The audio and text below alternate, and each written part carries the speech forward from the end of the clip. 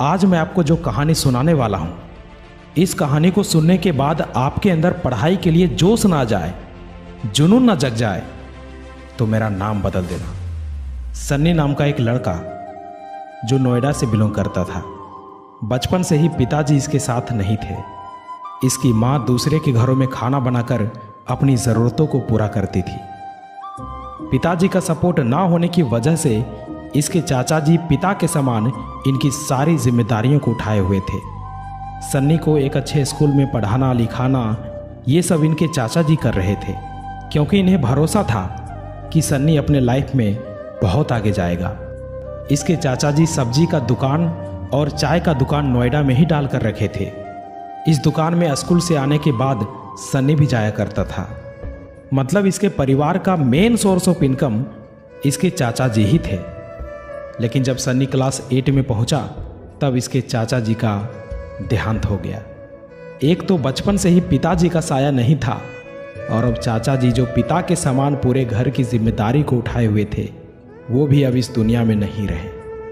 अब घर की सारी जिम्मेदारी सन्नी और उसके बड़े भाई के ऊपर आ गया था। बड़े भाई ने कहा, भाई तू पढ़, मैं सारा कुछ संभाल लूँगा। सन्नी दिन भर स्कूल में रहता था और उसके बड़े भाई सब्जी के दुकान पर। शाम को स्कूल से आते ही सन्नी चाय का दुकान खोलता और रात को 8 बजे दोनों भाई घर आता।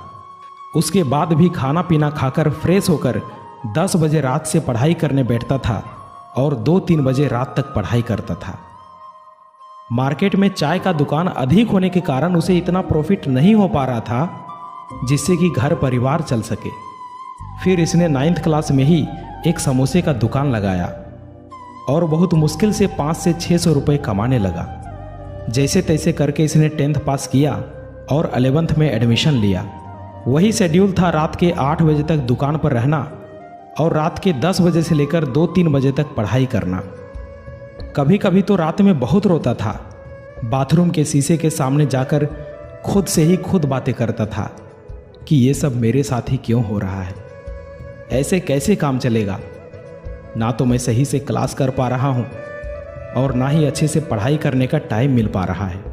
लेकिन इसे 11th क्लास में ही समझ में आ चुका था कि इस गरीबी से बाहर निकलने का एकमात्र तरीका हमारे पास सिर्फ पढ़ाई है। किसी भी हाल में हम इसे नहीं छोड़ सकते। और मैं आपको बता दूं कि इसके पास पढ़ाई करने के लिए खुद का एक मोबाइल फ़ोन भी नहीं था। एक इंटरव्यू में इनकी माँ बताती है कि जहाँ मैं खाना बनाने जाती थी वहाँ मुझे एक सेकेंड हैंड फ़ोन गिफ्ट किया गया था। मेरा बेटा उसी